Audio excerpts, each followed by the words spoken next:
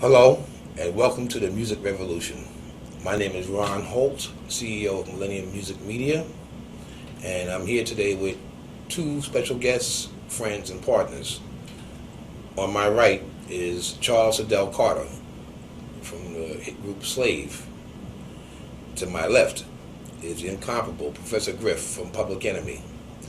Uh, I've been in the music industry for a number of years and have dealt with the scene situations and the climate of music change and how artists are affected. Before I get into me, I'll tell you a little bit about me. Most of my career has been spent on Wall Street in the music business. That's just a small snapshot of who I am, but one of my life's callings and my life's work is to deliver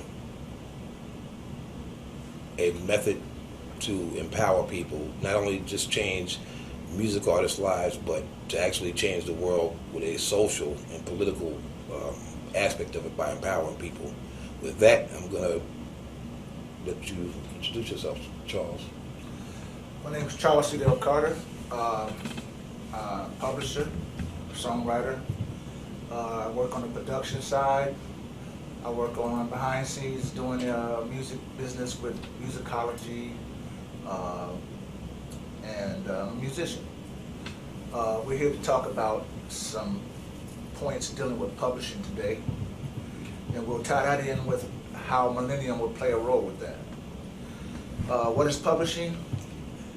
Basically, publishing is the business of publishing a song for it to be, exploited for financial purposes,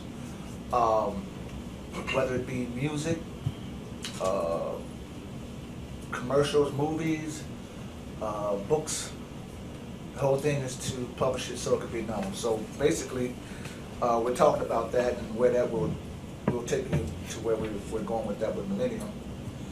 And publishing companies, their roles in terms of how they collect for or administrate for financial purposes for the writer and or publisher so they can get paid, which is a very important role in this business, is to get paid. That's not always the case in a lot of circumstances for far as artists, publishers, and we're going to talk about that. But right now I'm going to pass this over to my partner over here, Mr. Professor Griff. He can tell you give you a little background about himself. Thank you. I'm Professor Griff, the Minister of Information for the socially, politically conscious hip-hop group Public Enemy. I'm sure you probably know it already. All these accolades, I think, really, truly mean something once you can empower others to be. I live by an adage, and it's very, very simple. I am because we are, therefore I am. And I think this is very important simply because if we're here today to talk about music, which is universal, I know and understand it to be a universal language, but the music industry and the music business, kind of like in general, and changing the whole paradigm in which we deal with it, I think we need to kind of set some things, talk about the history of it, talk about where we are in the present, and talk about why we're here talking about Millennium. So welcome to the conversation, and I'm open to having it. Let's make it happen. Let's make it happen, y'all. All right. People always ask us, what is Millennium's concept, how was Millennium started, who was it was created for? Millennium was started in 1998, and it's funny how it started. Actually, Sadell and I, we worked at an independent label, JBR Records, independent label, put out some good stuff too. And through Sadell, I met a major publisher and wrote software for that publisher. But in the interim, meeting other types of musicians and celebrities within the field, I always saw the backstory, which was they've got gold records, they've got platinum records, but then when it came to the money, No money. it was never no money. And unfortunately, I've seen that with major artists as well as independents. Independents, I believe, is even worse. And I was in bed one night. This is 1997, 98, and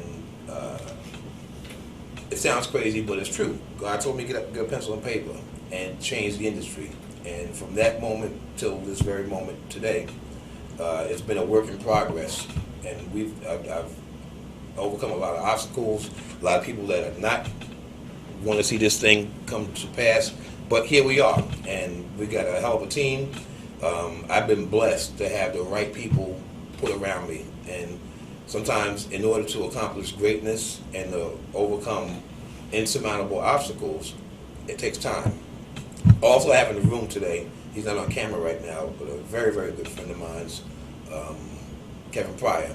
And Kevin and I met, I believe it was 1998, at the Javits Center. And he and I, we just hit it off. And there's a whole backstory to that. But as far as technology was concerned, even back then, a lot of our artists didn't know the behind the scenes of the music industry. Because the music industry or a music deal is more than just a contract. Because there are a lot of legal things, there are a lot of hoops that are unforeseen circumstances for the artist. And that's kind of like what the concept for Millennium is. What is our concept? Our concept is to protect and ensure that artists get paid for the work that they do. If you write songs, if you are an entertainer and you do shows, whatever your life's work is, our job is to ensure that you get paid for what you do and get paid accurately and get paid every dime, every nickel that you're supposed to get, every penny. Now, who was Millennium created for? Everybody, the musicians, artists, digital artists, filmmakers, producers, publishers, all those types of people. And I'm going to ask my two counterparts here what their interpretation, I want them to explain to you what their interpretation of Millennium is to you, the independent artist. I'll start with Professor Griff. Well, just from my small little vantage point, in knowing and understanding the music industry, not thoroughly from the inside out. So when I say inside out, meaning this is not a bumper sticker perspective I'm giving. This is not, I read it on a t-shirt somewhere. You understand what I'm saying? Being in the music industry, and a lot of times we tell these stories from getting jerked. You understand, in the music industry, and everyone that's probably been in the music industry has that I got beat for my money story. At some point. And we can name some names and some companies and the amounts and that kind of thing. But to answer the question very directly, we say Millennium is a tracking system. It's a global tracking system, a global distribution system, a global monitoring system. Then I think the average person that understands the music industry and music business from the old paradigm may not understand that, because if you're operating from that perspective, the old paradigm, some people still may think you can go to the store and kind of buy a CD or buy a record or a cassette tape, and that stuff is being manufactured and sold in stores. That paradigm is dead. Yes. There was a paradigm shift that happened in the music industry, and a lot of people are unaware of it. That paradigm shift is analog to digital. And once it moved from analog to digital, the whole game changed. But no one told us. Yes. We on the damn football field with a tennis racket. You understand what I'm saying? It's a whole different set of rules. You understand what I'm saying? Yes. And then no one educated the artists that were in the industry and the artists that were coming into the industry, and no one explained the rules. So now, when you're talking about old school artists, jazz artists, having ownership of his masters, and then now we went from analog to digital, getting paid. It's a whole different contract. It's a whole different mindset. Absolutely. So where Millennium comes in is, if I could use this term, to come up and usurp that whole old paradigm. Yes. But the issue may be having people's thinking transform from the old paradigm into the new paradigm to the point where they come understanding the new paradigm in order to participate in it. The whole idea of getting your royalty checks on a debit card is unheard of. So the new school artist has to be educated. Re-educated. And the old school artist has to be broken away from and unchained from that old paradigm to the new paradigm in order to benefit from the songs that they've already made. I agree. So we need to get them to understand it. One last point. When I say the new school artists coming up need to be educated, simply because if I'm coming along and I'm this new school artist, but I'm sampling Slave, Right. you understand what I'm saying? You understand what I'm saying? And that's the main bass line in my song. But I'm a new school artist, but I don't even know who the Cats and Slave are. But that's funky, I like it, I'm using it. You understand what I'm saying? Yes. How does that work for him, not knowing the old paradigm and barely understanding the new paradigm? Right. This is where Millennium comes in, where we can have the old school artists get paid and educate the new school artists. And like you just said a few minutes ago, and actually get paid for it. That's an enigma in the music industry to a lot of artists, actually getting paid.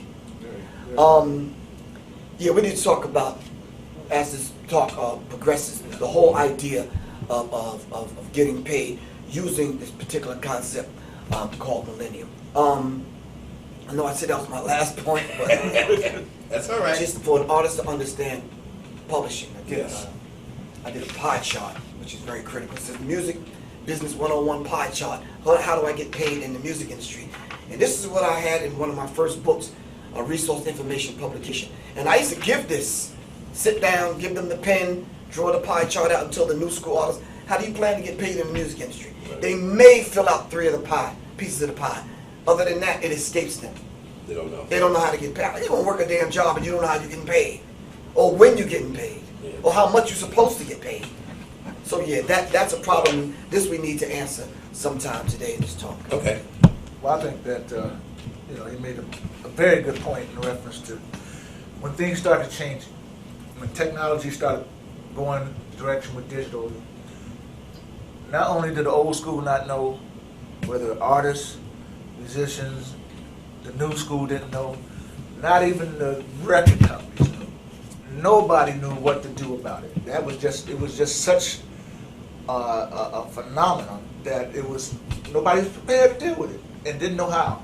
So this is why we are trying to let Millennium show where they can help in regards of artists because of how things went, to get paid and to be able to get successful and to just be creative. And you're not dealing with a situation with record companies where you're channeled into a certain way how you got to do things. This Millennium gives you a lot of freedom, and you're not dealing with where you have to wait how a record company deals with you, which I think, to me, is very, very important. Because one of the main things about record companies and being under their thumb, it could be, I'm sure Griff can tell you, it could be not the best thing. I mean, I know in certain ways they may be able to get you happening a lot faster, depending on if you're doing what they want you to do. They can get you happening, but a lot of ways, in respect to Public Enemy, because they did what they did, they kind of went against the grain, and it worked for them. And even a group like, in terms of their, being out there and people knowing about them. I think in terms like a group like Slave, I think we really, without getting into a long story, we really didn't have the kind of situation with, as far as the record company and how we went through a lot of stuff with them. Didn't quite work out the best for us. I mean, but that's a whole nother story. But this is all we're trying to do, is talk about how we can make the change and where we can go from here. So I think that's the most important part about getting paid. If you don't get paid, you could have done something else. You know what I mean? Because one thing, to do this and just put your life work into something and And I realize no rewards. And everybody else just takes it and run with it, you know, and their families and their grandchildren are reaping the benefits. It's just not right. It's not right. And, you know, we're trying to do something to make a change, you know. So, No. Correction. We ain't trying. oh yeah, yeah. We're changing. We're changing it. Yes. Let me make We're that- changing the game. But you know what? You brought up a good point. You know what? A lot of these industry contracts and the performances, for instance, you go out, and I'm sure a lot of you independent artists might do small gigs, whether it be at clubs or be at wherever. You know, you got to deal with the promoter. You got, and there's just so many different avenues and different people, many layers of people that you have to deal with. There's some big groups that I've dealt with, and they will go out and fill up theaters, stadiums. But at the end of the day, if you don't own the content, which has always been a problem, and now I'm talking about all artists, but from our perspective, we don't own anything. Black people don't own anything, and the artists themselves really don't own anything. They don't even own their own masters a lot of the times. I thank God that we're put in a fortunate position to not only acquire and develop relationships with many high profile artists, but Millennium at its core embraced the technology way back when, and that's one of the strengths of Millennium. So we own the network, and our network will enable us to provide streaming services to compete with the big names that you hear, whether it's, the streaming services or the music distribution. Again, Stell mentioned the point, and so did Professor Griff. The main thing is to get paid, because all of us have studios at home. What was that? The Session 8? I mean, thousands of dollars for technology to create music. But the bottom line is, if you don't receive a return on your investment of your time, of your energy, your creativity, and most importantly, your equipment, that really becomes a very expensive hobby. And I don't say that to dissuade you as an independent artist, but the fact of the matter is, this is your life's work. You should realize, get paid your work, your self-worth for the work that you do. And with that being said,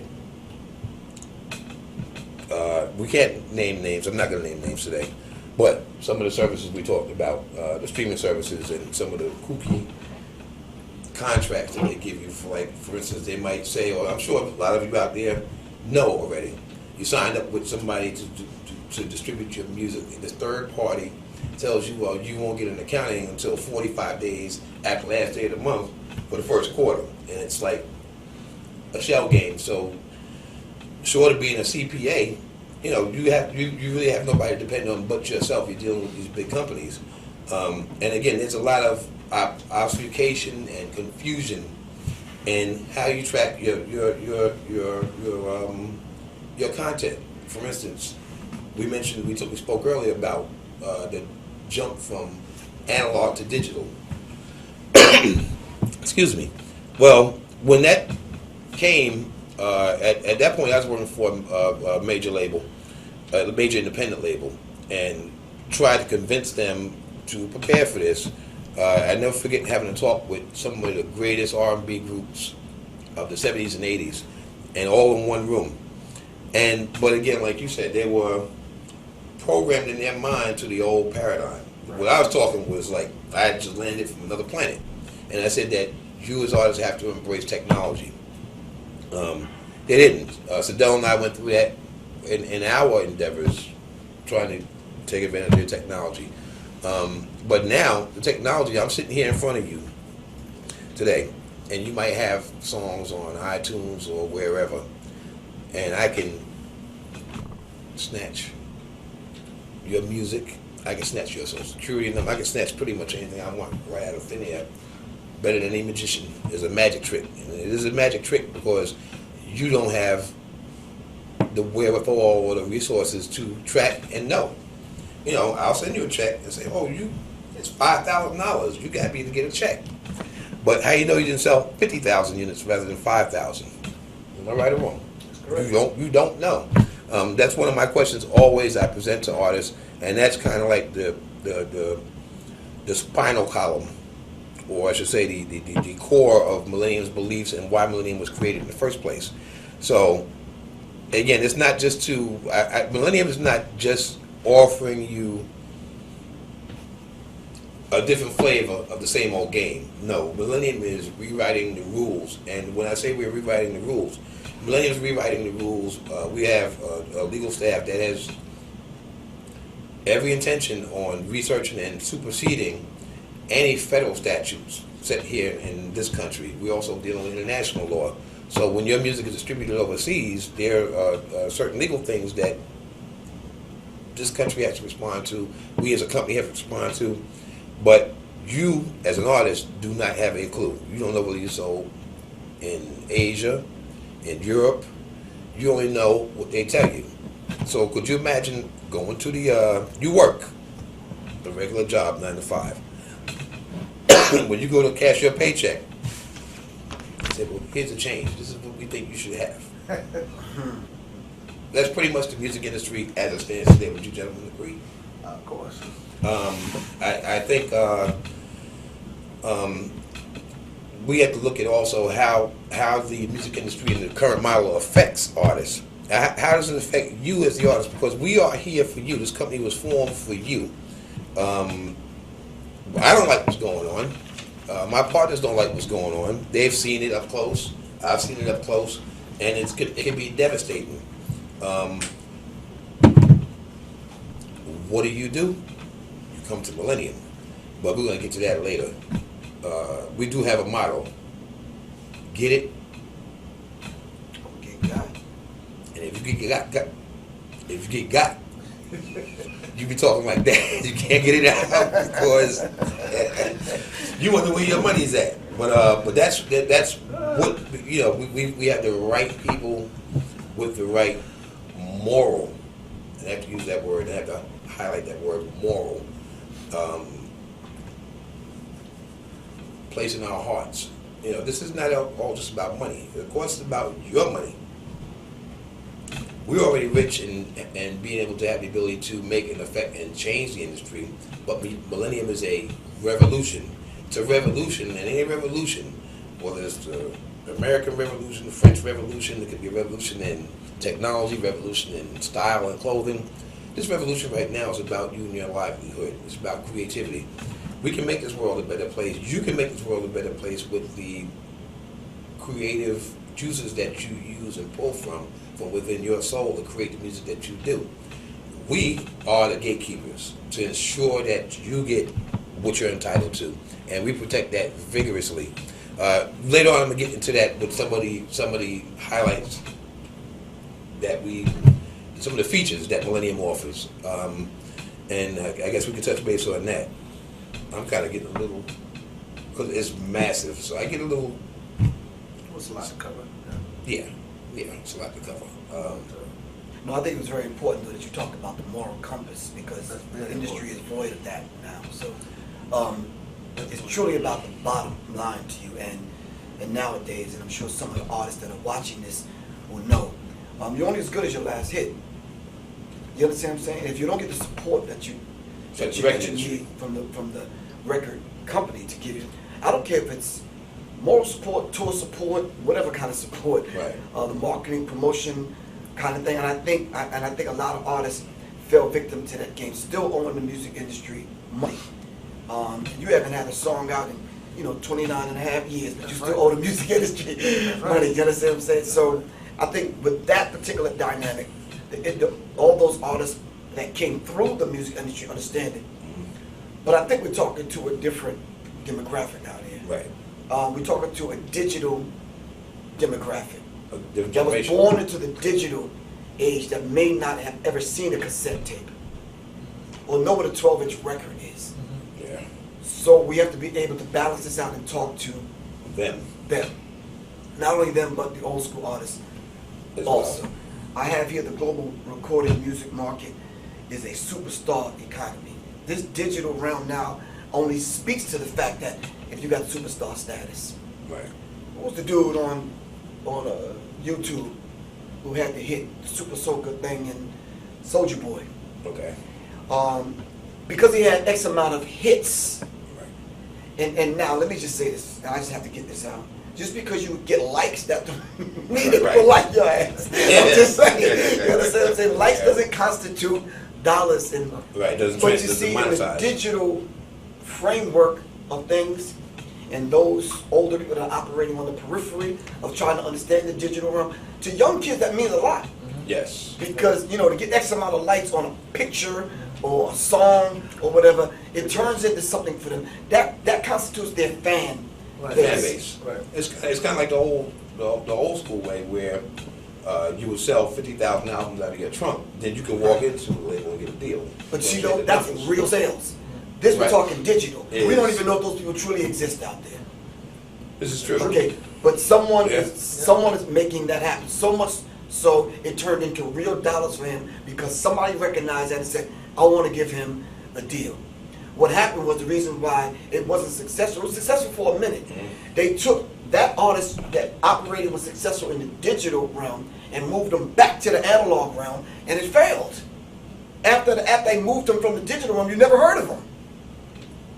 The dance played out, song was tired and old. It was a wrap. It sounds like the old 42nd Street. 3-card Molly. Yeah. Is that what happened? Right, exactly. So when it says the global recorded music market is a superstar economy, it says 77% of the market belongs to the superstars. And that's the top 13 people that you're always going to see, and you Right. never hear about anyone else. Right. Plain and simple. But social media has changed that. You got social media stars now. You got cats that are popping off on YouTube, Facebook. They got their own YouTube channels now, and they're actually competing. Now, those are the same artists that want to operate in the analog arena. They want to be with the Live Nation tours and that kind of thing, and they're having a problem kind of crossing Or mixing back. the two. Or mixing the two, right, and balancing the two. But the bottom line to that, they still getting beat for their money. And that's why we have to have this particular conversation. Yes. It says the Americans spend an average of 24 hours each week listening to music. The question I want to ask you two guys is, how do they listen to it? Where do they listen to it? And are they getting paid for the music that they're listening to? It's 5.9 billion cell phones that was made since cell phones came out and was invented. The average person listens to music on the cell phone. So if you're not there and meeting the consumer, where the artist meets the consumer halfway, right there on the cell phone, on an app, you're losing. That's right. Well, me personally, I think I'm kind of like one of those people like that's caught between two worlds because I've been in technology since 1977. It's a long time. And I've seen the transition that technology has taken from analog to digital. One thing that you mentioned, and both of you guys mentioned, the analog to digital crossover. One of the things with Millennium, without giving away too much intellectual property, is that we have the ability to span both domains. So in other words, you put your music out on digital, and I come along and copy it or record it from the output of my speaker, my computer, and I have it now analog. I can still go back. When I say I, Millennium, we can go back and find out who's got your music, even if it's on an old school cassette. Again, back to the social media aspect of it, yes, 90, Kevin Pryor off camera here, 99, rest his soul, I decided to do the Vaughn Harper show, Vaughn Harper Quiet Storm, WBLS here in New York. We set up a T1 in the house, built a server, and there was no such thing as Facebook and all these other social media. It was just, you had a connection. We were able to get, just from emails and general links, over 1 million people a month coming to the site in 1999. Now, the domain has, and the social media has afforded artists the ability to, they can do their own marketing. They don't have to rely on the big labels no more. You agree? Yeah. It's like you can do your package, you can put your stuff out, and put it on Facebook, put it on Instagram, put it on Twitter, and matter of fact, I get a lot of Twitter tweets from you. Oh, thank you. Yes. I'm not a Twitter yet, but yeah. And that's a good one. But people have the ability now as an independent and individual to reach out and touch millions of people, not hundreds of thousands. So there are no geographical boundaries. There is no corporate boundary telling you, well, you gotta say this, you gotta look that way, you gotta, all that has disappeared. So in a sense, see, and as I'm speaking to you out there, this is where my mind works, because it's called the old flim flam. You look over here and read this. Meanwhile, I'm concerned about that, and this is where it's at. So while you're looking at this, they're doing that. So we'll give them, we'll open up the internet. We'll give people access to social media. They can reach hundreds of thousands of people. Fine, that's all good. But what's missing from this formula? Where is my money? Where's your money? And that's always been a problem. So while these artists might develop their fan bases and build up their fan bases, that's fine. How do you monetize that? Like you said, short of dealing with either a Live Nation or signing a long multi-year contract with somebody and getting away most of your rights. You got the keys to the car, but the car ain't got no engine. That's pretty much the analogy of what transpires today in the music industry. And again, I'm going to just step a little further into this. If you've been to the Millennium 5 website, Millennium 5, as the late great Luther Vandross used to say, Millennium, for those of you who might misspell it, not saying that you can't spell, but I'm going to spell it for you anyway. Millennium is 2 L's, 2 N's, and the number 5.com. You go to millennium5.com. I think we've got the video clip about us. One of the things Millennium is partnered with HSBC, it's an international bank, so we can process your transactions all over the world. And when you cross international waters, now we're talking, what's the word I'm looking for? So as far as treaties, stuff like International treaties, but exchange rates. Exchange rate. So, I'm not going to name no names today, but Company I will use Company I, Company P, and Company no, S, IPS. We'll use IPS, right? For those companies. If you sell your music overseas today, this day of the week, whatever day that you happen to be seeing this video, let's say you do 5,000 units, they will hold your money until Friday.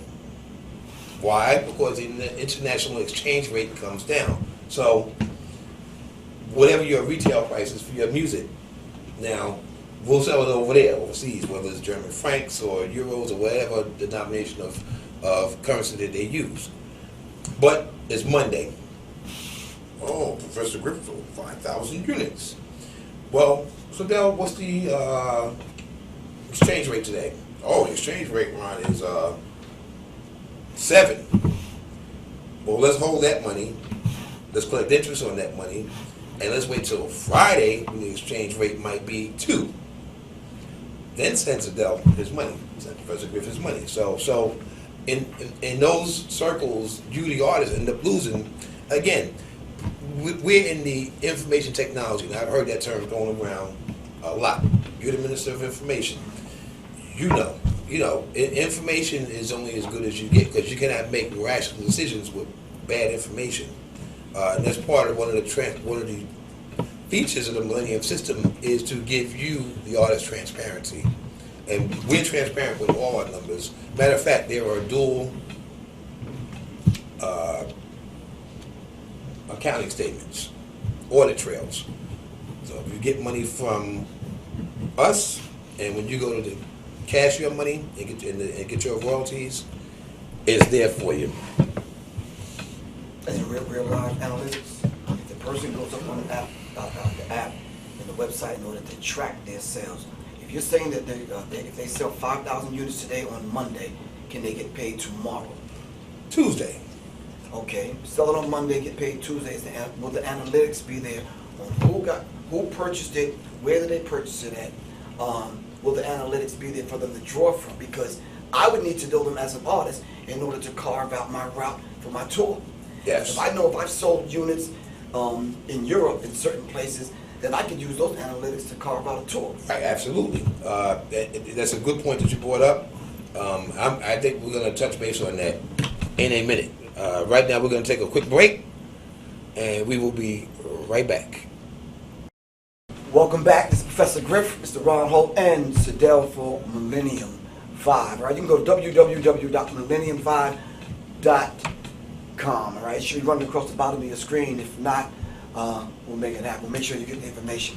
But anyway, when we left off, we were talking about the whole idea of setting up and having Millennium as that infrastructure for old school artists, new school artists coming in, and just the overall music industry. I don't care if it's taking music lessons or whatever it is. So what we need to do at this point is kind of start, because the whole idea of selling stuff out of your trunk in front of the strip club, that ain't gonna work no more. No, I don't think or so. being hood rich, that's just outdated. And clearly, if everyone in this room have ever recorded a piece of work and composed a piece of work and put it down on wax, so to speak, my thing is if I can make the bumper sticker or the T-shirt, I said if I'm the master and I'm the mastermind, then the master's mine. That's right. I like that. You understand what I'm saying? If I'm the one that wrote and created, I like that one. if I'm the mastermind, then the masters are mine, not someone else's to exploit, use, and get paid so they children can go to college. That's right. You understand what I'm saying? Yes. I want a big dog named Chewy also. You understand what I'm saying? I mean, for real. But anyway, I'm just saying, there was a saying that kind of captured, got my attention. It says double, triple, and quadruple dipping at its finest. It says the report claims that 95% of the money that goes to the labels goes to cover all of those expenses. And then it says those poor labels have to endure to upload a damn actual music and an actual song. There's no expense to upload a song. It's the point that they're trying to make.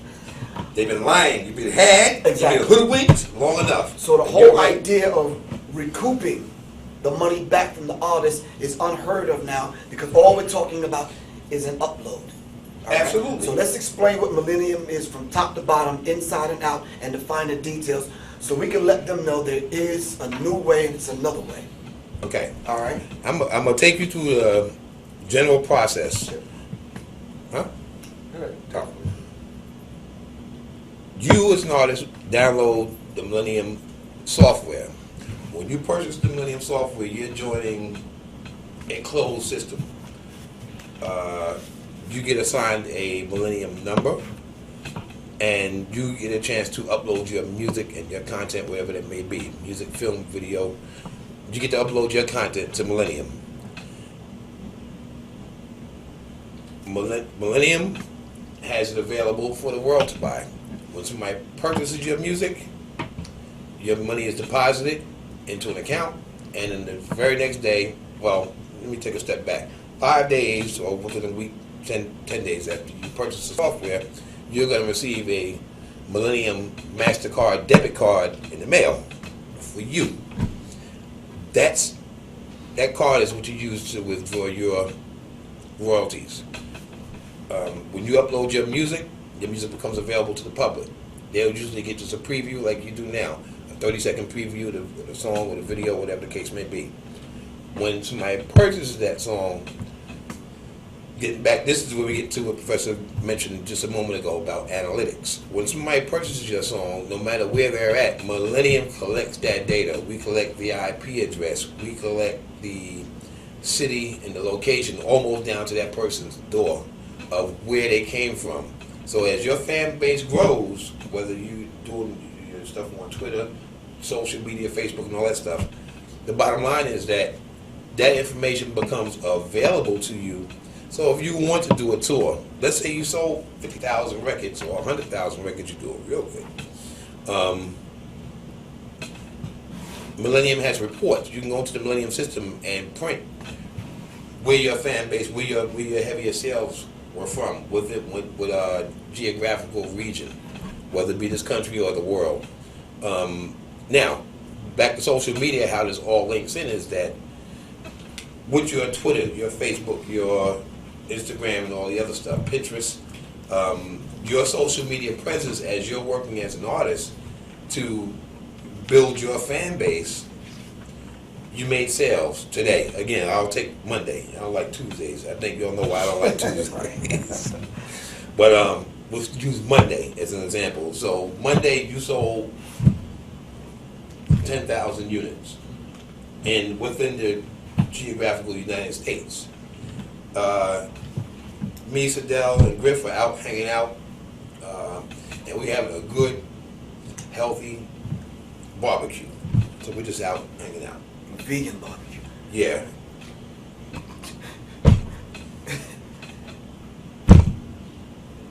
I got stuck on the vegan. You gotta eat healthy. Mess me up, man.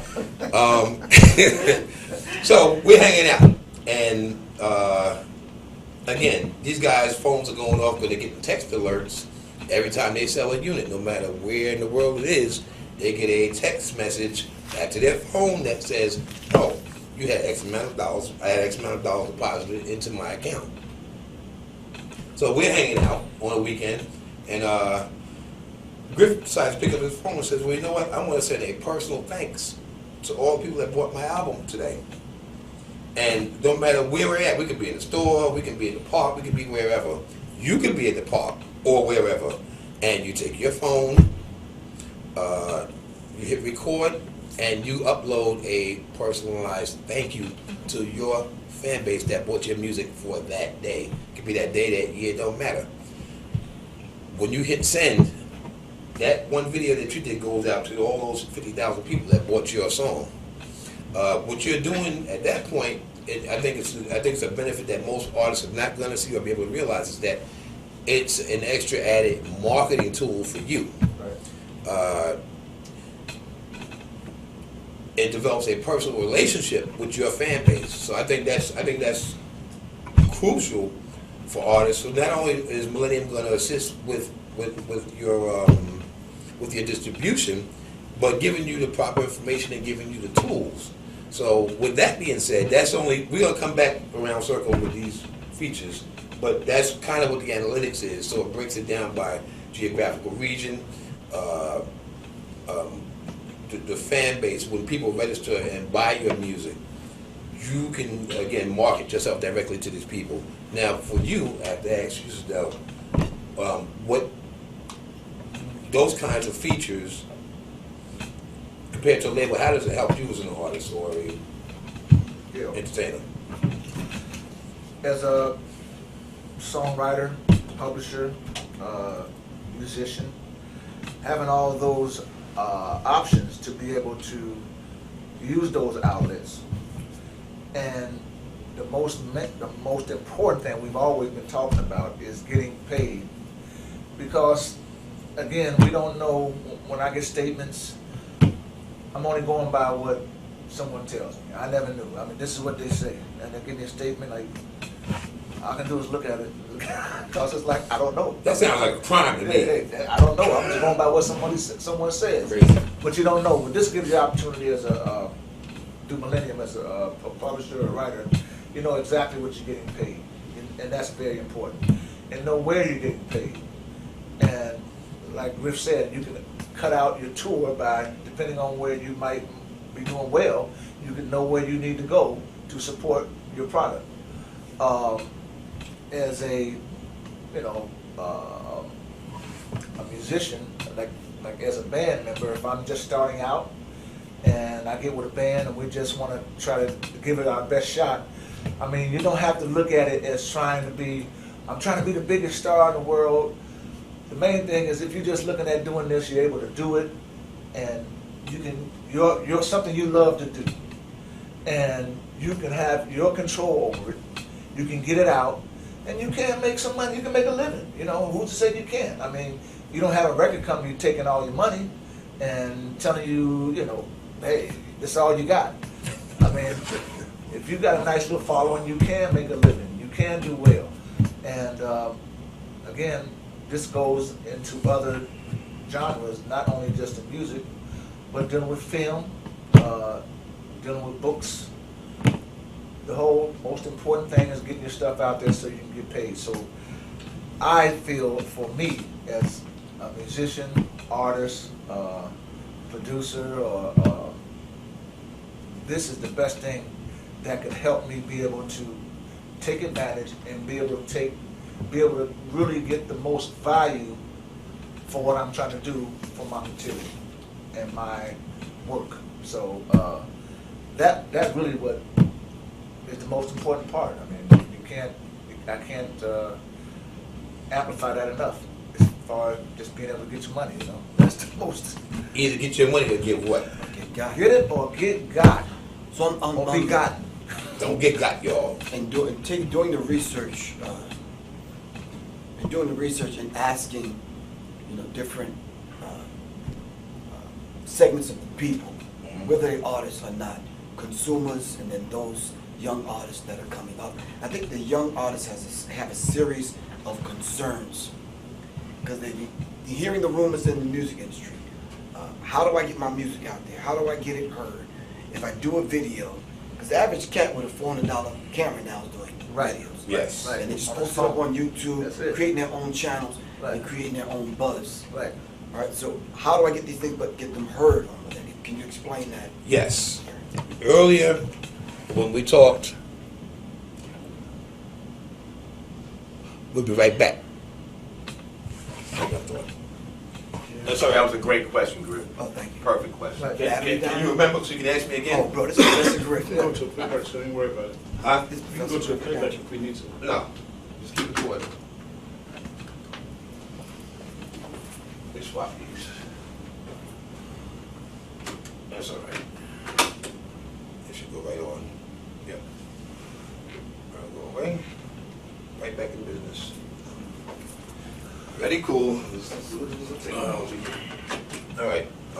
Yeah, we're still recording, right? Yeah, sure. Beautiful. Let's Gotcha, bro. ask me the same question, and I will. I can't remember the question, to be honest with you. Don't laugh. I'm not laughing. Why are you laughing? Because I'm laughing. What? Okay, you ready? In 3. Don't you start. You ready? Yes. 3, 2. Okay, I think the average artist out there, both young and old in different segments of whether they're consumers or artists, have a series of concerns because they heard the rumors that are out there. They have some basic questions that I think Millennium needs to answer. I'm creating songs. How do I get my song played? Where are people going to hear it? Where do I sell it? How do I sell it? I have a video. Nowadays, you know, cats are making videos. So, and with every song. And I think there's a couple of artists that are out there that are high-profile artists that have done that. They created an album of 12 songs, and every song has a video. Back in the day, you're lucky if you got a video. One. You got one, yeah. So now that technology is so advanced, every song has a video. Where can we, you know, the artists asking, where can they see my video? You guys have an app that's going to facilitate this. How's it going to happen? Here's what's going to happen.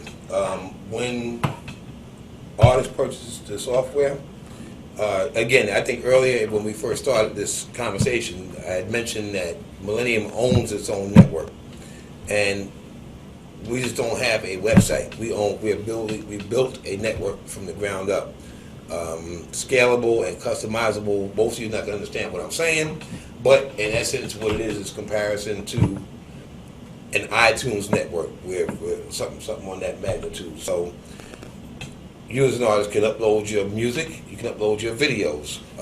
Millennium is also establishing its own radio and streaming network, streaming service and the radio network, 2 separate things.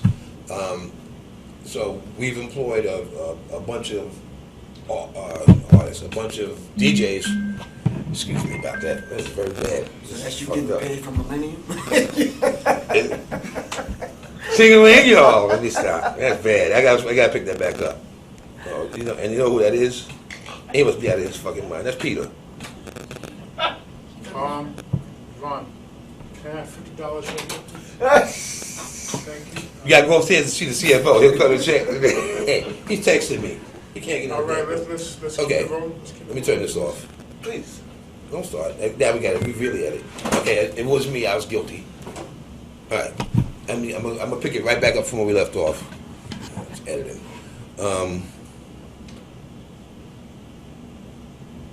We only have a website. Radio Where and do you talk about iTunes. our network, the network. Oh, okay. the network. Okay. Network. Radio iTunes. Yes. Okay. So back. Wait. 3, 2.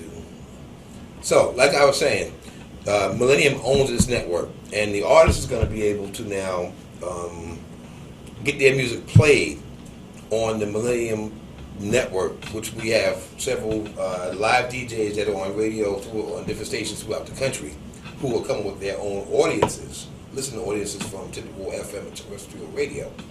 What we're doing now is going to have these DJs play the music for these artists, your music. Once you buy the software and become part of the Millennium system, you're getting the so-called airplay. Everybody talks about the old paradigm about airplay. Radio, you gotta have airplay. Airplay is like gold. Well, now you can have airplay with Millennium, but it's played all over.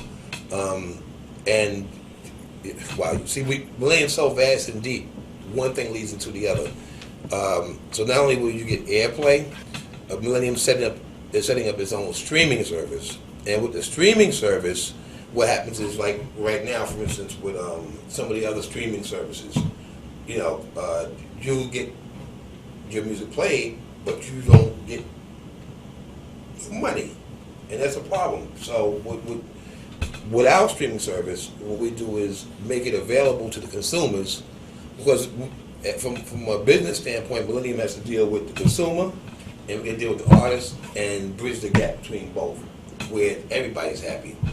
And I'm sure some of the artists, some of the general public out there is spending money on streaming services, whether it be $9.99 a month, $5 a month. Our streaming service, we're offering to consumers, the general public, people that's going to buy your music and give you the exposure to translate those listens into sales, is $1 a month, $12 for the year. So the artist now gets a chance to get his music heard.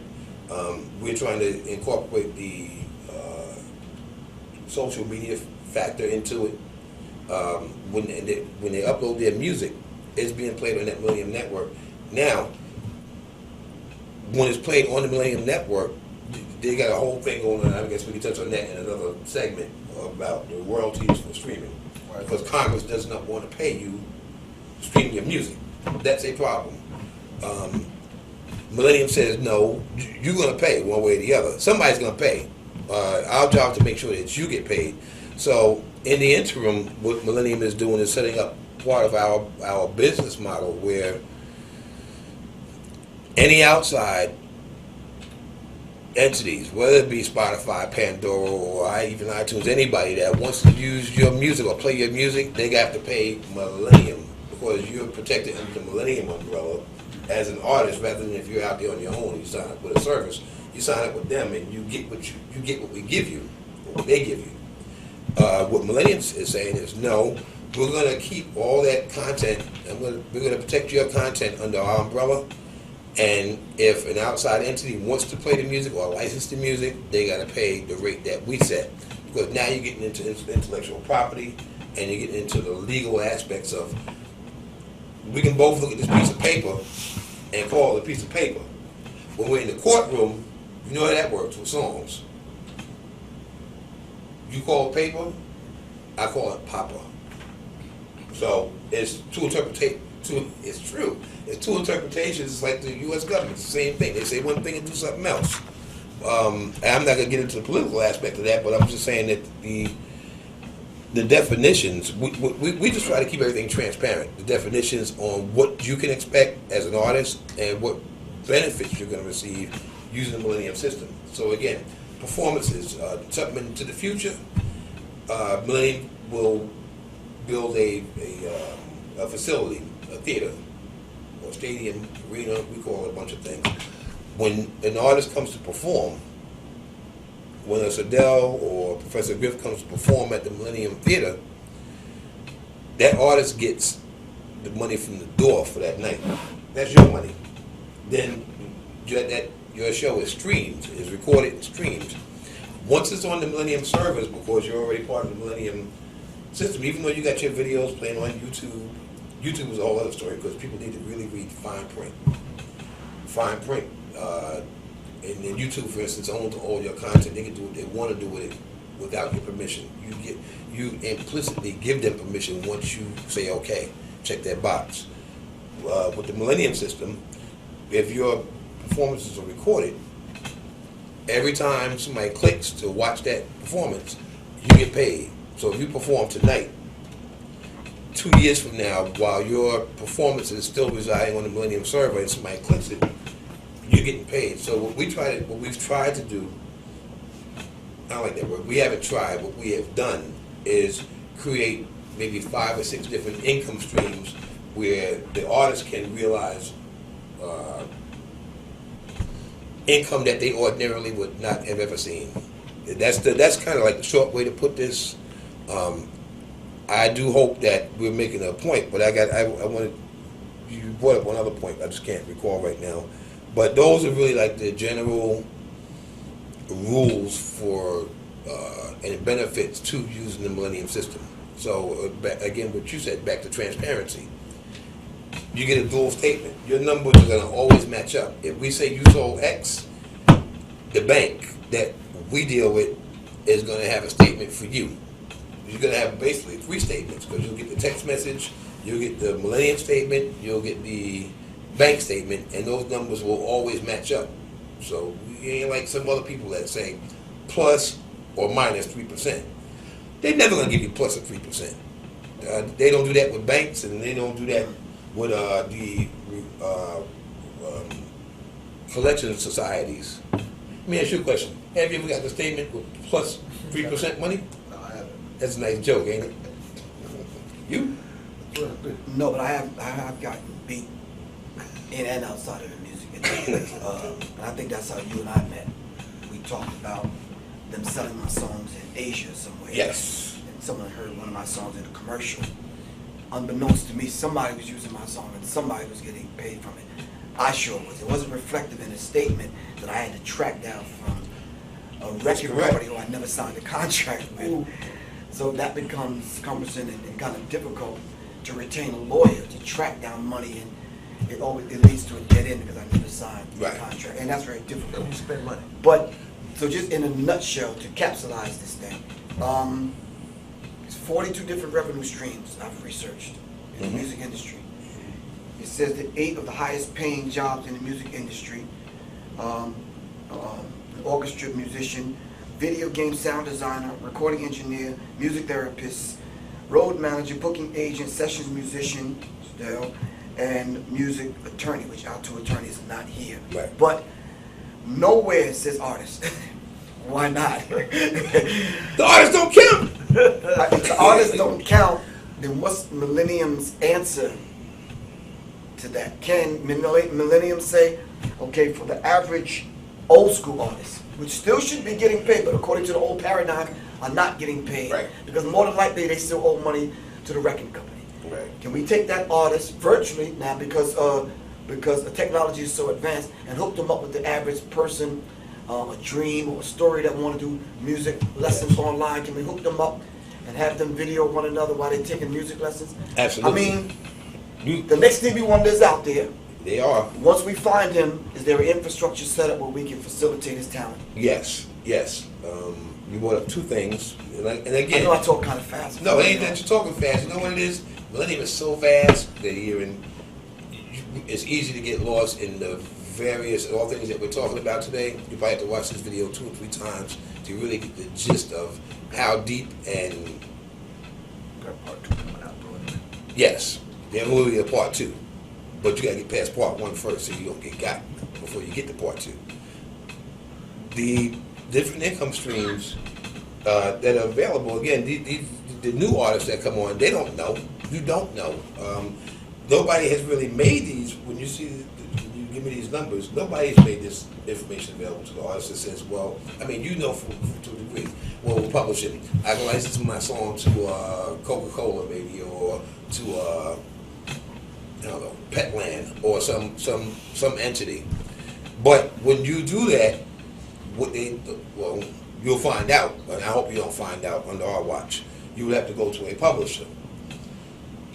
We know some publishers, and they take the rights to your music for the term of the contract. So let's say if you put your music out and you sign with label X, and they're paying you a little bit of money, and a little bit of money, but you go into the restaurant, they get the cars coming for you, yada yada yada. But now you sign up with a publisher because they want to exploit your song in commercials or Isn't that a conflict movies. of interest? No, well, we've had cases like that in the past, but there's either a separate person or a separate entity for the publishing part of it. But my thing is, you sign this contract. Now when you sign this for me as your publisher, you're giving me the right to exploit your music. Right. But when you give me that right, along with that right comes all the rights, your copyrights, all the rights to your copyright. You don't lose them, you're just assigning them to me for the term and duration of the contract. So if I say it's 5 years, well, that's 5 years. We know, again, some stories. We got some good stories on publishers and how they really do. So the bottom line is you still have no control because you now, dealing with me as a publisher, you only going by what I'm showing you. Well, yeah, because you have to get paid from the company. They're the ones that pays the publishers in that respect. Right. And there's different kind of, as far as publishing, there's different kind of deals. There's administration publishing deals where you still own your copyright for your publishing, but you have a particular person that administers or collects your fee, collects your royalties for a fee. And then you got co-publishers that you may be partners with your publishing company that you have, and they collect it as well. So, I mean, there's a couple different ways to do it, but the most important thing is to try to, again, you're going by what a record company, this is what they're paying the publishers, this is what we think you got, or what we think we should pay you. And see, right there's a problem. What you think? Well, of course, because again, I want to know. I know incidents where, when, like Rick was talking about overseas, about your stuff being sold over there. There's been incidents where the record companies, for what may change the titles of a song, and you can only collect from your royalties from whatever the name of the title is. So if it's changed, if the title's changed overseas, you're not collecting on your song. Stop right there for 1 second. Let me stop you. So you heard what Sadell just said, and that's one of the glaring differences with Millennium, because when you upload your music, we encode your music with a code, obviously, and whether they change the title and decide to sell it overseas, or whether they decide to sell it on Mars, Millennium don't care, because if we hear it and we get access to that content, we can extract that. It's like DNA, pretty much. You know how what is that, CSI, when they come in and spray luminol? Well, this is luminol for your music. It really is. And again, that's part of what differentiates Millennium from everybody else, is that we are focused and conscious. Let me do this again. We are focused and committed, and we concentrate. That's what I wanted to say, on your rights as an artist, as an independent artist, as a writer, as a performer. You got to protect your rights. So but you can't come to Millennium and we're going to hand you off to a subsidiary of Sony or Ajax Records or somebody else. Well, we don't do that, so you got to go to them. But we know them, and me and them is taking your money. No, it don't work that way. Your money is your money, and that's the whole thing with the whole basis of Millennium. Now, I want to ask you, based on your knowledge and your experience in the industry, really quick, if you could, how would you compare from what you got, both of you guys, what you know, the Millennium services to the current model, what we're talking about? Like, what is that? Are the differences readily recognizable to artists when we talk about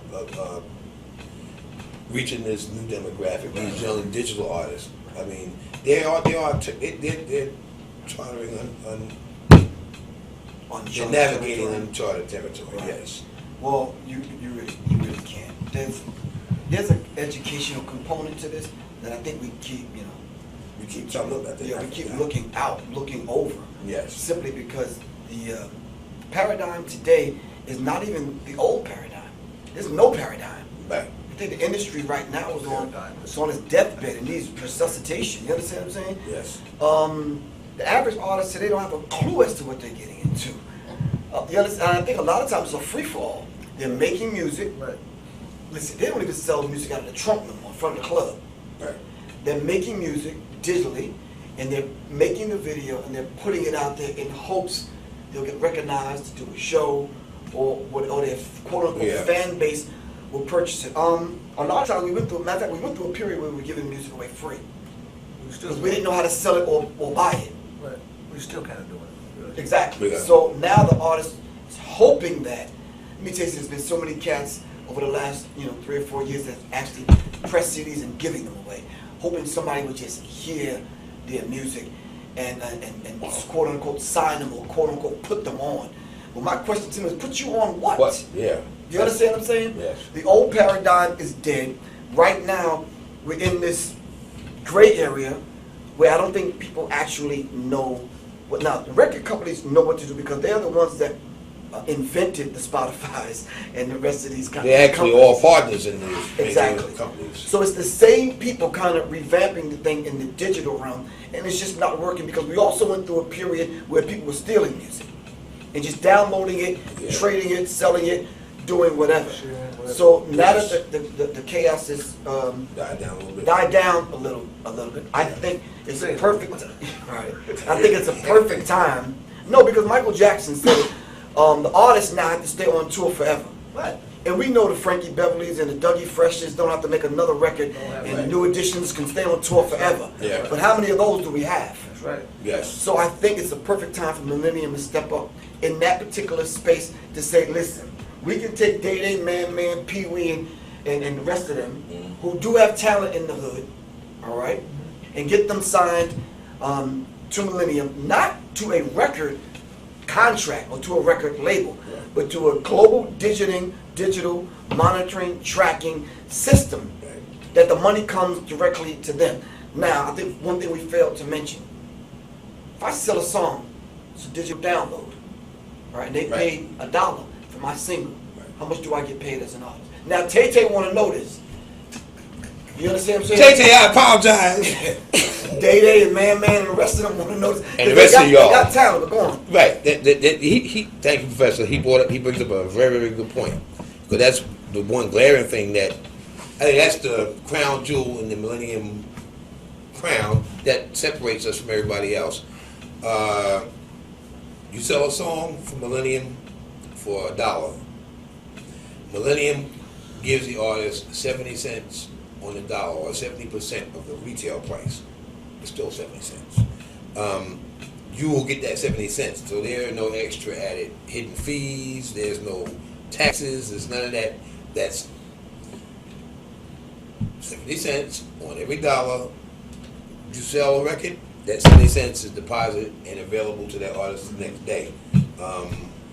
I forgot all about that. I didn't know how I could forget about that or overlook that. It's just, again, Millennium is fast. Well, looking through the lens of the average artist Yes. that's coming up, they're looking at this simply because it may be a minute for them to go on tour or do a show that they actually get paid for. So they're looking at these 42 revenue streams that we've researched, and we're trying to narrow them down to some basic ones that the artist can get paid for. Yes. And in filling out this pie chart, it's like if publishing, which Sadell covered, live shows, what about the whole idea of merchandise? Well, that's a whole other story. That's a whole nother story. Okay, but then we have to look at it through the lens of the average artist that's getting signed to Millennium. If they got a dynamic merchandise line, how do they get paid? Who do they sell it to? Even with using the analytics, how do they get paid? Well, because Millennium includes the analytics and it's a direct link to your fan base. Right. I bought your record. Well, now, just like I can reach out to you, it's vice versa. You can reach out directly back to me. So rather than you now spending money on this merchandise and coming to him and say, well, we got this merchandise we're going to sell. Well, he says, oh, I'm going to take a third and we're going to warehouse it. Then I'm going to charge you for shipping and warehousing. You eliminate all that because. But listen, you got to keep Day in them in mind. We're talking about young kids, 17-year-old in the hood. They don't know algorithms. They don't know aggregation tool. Right. They don't. These terms are foreign to them. Well, okay, you have to help me interpret for Day and them. But what I guess what I'm trying to say is that now that the artist is independent, Day and them can go and keep their stuff in the garage. So rather than overwhelming them with complex algorithms or screens, everything is built right into the Millennium system. Right. Don't forget, we talked earlier about taking advantage of the social media, Facebook, Pinterest, and all the other stuff. They can put their merchandise directly available to the fans. Now, one thing Millennium does not do is say, well, we're going to facilitate the transaction process. That we don't do. That's something that, but back to the educational part, within the Millennium system and on the website, we will have a series of how-tos and educational tutorials that can speak to Day and the average artist or anybody for that matter on what the best solution and best approach is for them to take. And again, how it saves them money, but more importantly, from our perspective, how we simplify. If we keep everything simplified, Day and them would say, oh, such and such wants a t-shirt. Boom, hit a button, and we will provide the means for them to connect in the resources that can help facilitate that sale. So they don't have to sit down and configure a server or go through all the rigmarole that they go through. You got it? Yeah. Okay. So in a nutshell, they can set up a situation where they can sell their merchandise through Millennium. It's just that the transaction part of it, Millennium's not going to For handle. now. Okay. For now. Again, there's strength in numbers. Right. Okay, so in their video, you can actually see it on the app.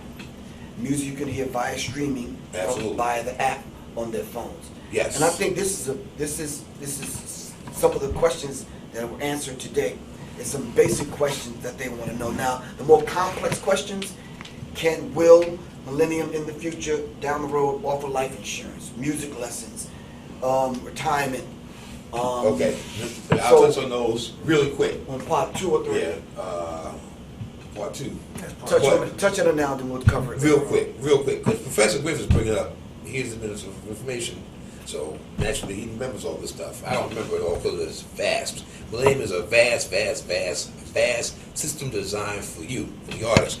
But one of the things that we have talked about and we do plan on implementing is a healthcare system where a percentage of the money that you spend on the software and being part of the system from your sales goes to healthcare. We're not just talking about no regular Obamacare. I'm talking about healthcare. So when you go to the hospital or Just Barry under the bus, but go ahead. no, I ain't throwing under the bus. I mean, ain't nothing wrong with it. But if you have a serious illness, you got to realize that most of these companies are not, and now we get to a whole different realm where the insurance companies don't want to pay for services that they render, or they limit you to the quality or the amount of care that you can get. And Millennium, again, my personal philosophy is, you know what? You gather the people. The more people, their strength in numbers. For all the people. Now, I don't care what the record companies say. I don't care what the insurance company says because we're coming at them with numbers. Again, we are revolutionary, and I say power to the people, power to all people, power to the artists, power to the producers, the writers, power to the light man, the sound man. 'Cause without them, ain't no show. So the bottom line is, to empower people, you come with a big enough number. These same companies that didn't want to talk to them before, they don't want to talk to Diddy and Dante alone. Right. Or I need some health care.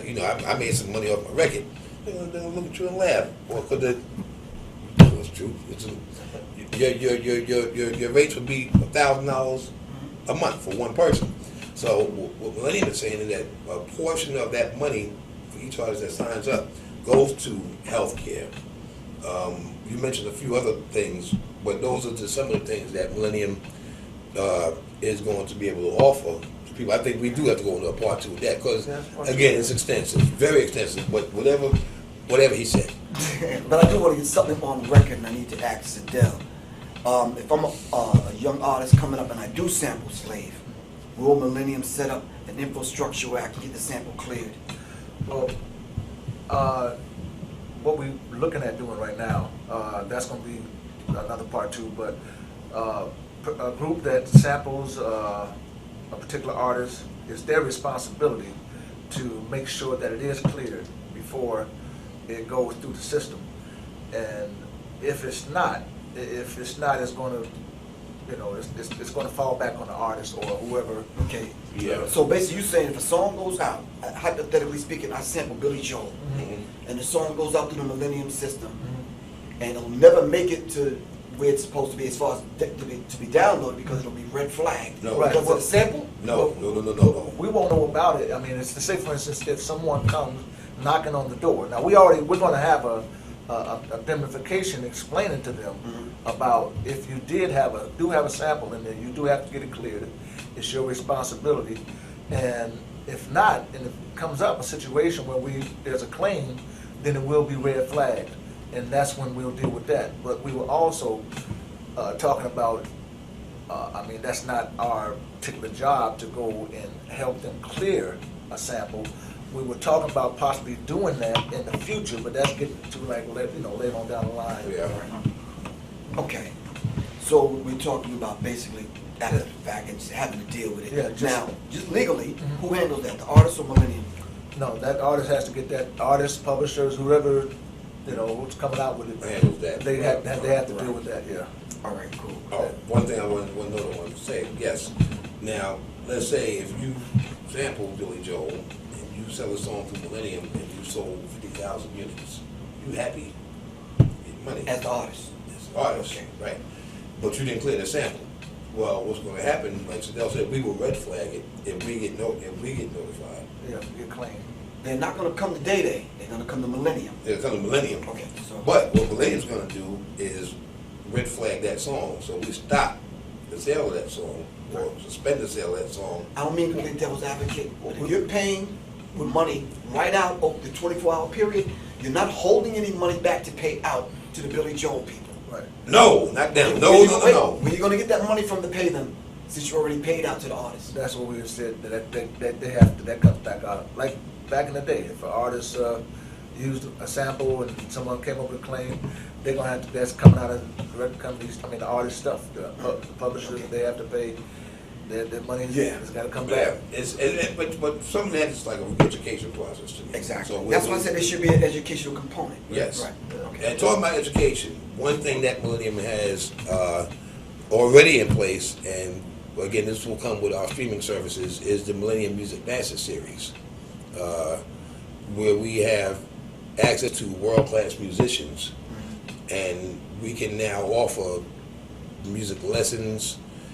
This guy, music theory, he writes, was it you do transcribe between the staves, hand writes notes, and then to sit there and watch me play, it's like magic. But these are skills that kids do not have access to no more because education has been cut in the school systems. That's okay, because let them do what they're doing. We can do what we're doing. So not only do the artists benefit, but children all around can benefit And those artists, those musicians also have to produce now an income stream. And these are very extensive lessons, but I mean, it's how you can say, you know, you got a kid and you say, oh, I sent my kid to study with whoever. You know, well now, because of technology, yes, your kid can study with some of the greats. It does, to me, it's a twofold thing. It produces an income for that musician slash teacher. It grounds and regrounds these children back to their musical roots that to me have been stripped away. You and I have had talks, and we'll talk, you can watch some Professor Griff's lectures on the subversiveness and attacks on not just hip-hop but music in general. But I've always said that music has been weaponized because we're spiritual people, but that's another part 3. It's a lot to learn with Millennium. The bottom line is these are the kinds of services that we're offering, so it's for everybody. It's all-inclusive. It's not just for the artists. You know, we're looking at the consumers as well. Consumers are spending their money on streaming services, you know, cable, streaming services. It starts adding up. You know, then you don't even get what you want. So we're saying, well, listen, the music's here. Just do the right. You do the right thing by the artist, and the artist will do the right thing by you, and Millennium will do right by everybody. Right. I think Paul said that Millennium is artist-centric, meaning the money should trickle from the artist up as opposed from the big wigs down Absolutely. to the artist. Yes. And I think that's very key and very important. One last question. Let's just say average cat in the hood, how's he going to sign to Millennium? He don't have a pot to piss in or a window to throw it out or a dog to walk. I mean, how does he get signed? Well, I mean, he has talent up the wazoo. Right. But how does he get the dude that you see singing on the train that can't, you know? Save his change, save your money. Save your pennies. The Millennium system is $9.99, and when I say that, people get confused. So let me make it clear for y'all: it's $999 for the Millennium system, but that's a one-time payment for the 3 years, for the first 3 years. So in other words, you can upload all your music. Let's say you've been working in your studio and you produce 5 albums worth of music. Well, you pay that $9.99, you get your sign your Millennium number, you get your debit card, you upload all your music to the Millennium system. That music stays there. Millennium takes care of your publishing and licensing, your distribution, your sales, everything. I think becomes half price for the second term, which is 5 years. So as long as your content is on Millennium, you're under the protection of the Millennium umbrella, and you're collecting your money.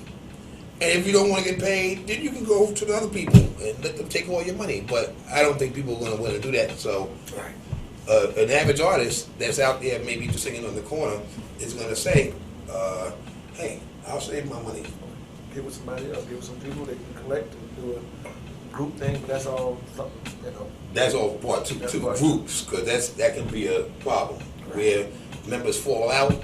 So, but like, I'll give you a quick example. This is the last example. You got 5 members in the band. The bass player signs to Millennium. Right. And he's got the software. And we all go to the studio, but the bass player is responsible for paying the rest of us our money. Right. But the bass player developed. I'm sorry. You said something when I was on your show. You said the bass player got a bad drug habit. Oh yeah. And when we go to collect our royalties, he ain't got no money. Yeah, or eating too much couscous. Yeah, but go ahead. Yes. So therefore, now there's a problem. So what happens is, I buy the software, my own copy, because I'm writing my own music. You buy your software, your own copy, because you're writing your own music. Mm-hmm. You buy your own software because you're writing your own music. But collectively, we're a band. So if anyone else falls out, then it's not reliant upon one person. Right, but you have 4 different members of the same band that signed to Millennium with 4 different numbers. Well, I think before you get there, I think the first thing, which is something for artists to know, if you do get a group, the first thing you should do, once you do get a group and you establish you got a core member of a group, you do want to make sure you get a little member contract between yourselves, so everybody will know what you're doing. We got that broken down. We got 4 people. You know, fourth. Okay, we signed that. We all know that. So if anything happens in terms of like falling out, then we can deal with it from that point. Okay, cool. Oh, that makes sense. Yeah, so that's how Millennium works. But my point was that I'll still get my money. So we collaborated on a song, even though we got different numbers, but that song gets flagged in the Millennium system. Okay. So if you lose your mind, Yeah, or Joe done spent the money, and you like, hey, I didn't get my money, and you know, I can show that I was a member of this group, Right. And we had a partnership, and then Right. we can work from there to make sure things can go right. So, All right. I think we covered a lot of base today, so personally. Yes, sir. So that's what Dave Chappelle said. Yeah. Well, it's been Yes. good. I appreciate you gentlemen coming. Yes, It's sir. been an honor, and as always, and God bless each one of you. Praise God that we had the opportunity to talk this and discuss this Millennium. We look forward for the next time, which is going to be a part 2, get to and a 3, and possibly a 4, because we're going to really stretch this out to make it be what it needs to be. And again, bless you all and all those, behind the scenes. Great. Listen, hey, great job. Yeah, we got some good people behind the scenes that y'all don't see. Y'all don't see them, fantastic. You got any parting words? Oh, no, not really. Except revolution is not an event. It's definitely a process, and all of us in the process of becoming. Right. Yeah. We are fighting the power. Well, we ain't fighting. We actually taking all the power. And with that, I want to thank you for your time, for watching us. Do tune in and stay tuned to Millennium for part 2 of this series. Think about what we said today, because it affects you. And again, Millennium is our mission statement, and our goal is to protect you, the artist. And not only that, but to make change. And again, like the Professor said, the revolution's a process. So we need your help. We need your help, and we're here for you. And don't sign nothing. Don't sign nothing. So with that, we say get it. Okay, got it. You got it. Take care. Peace. We'll see you next time. All right.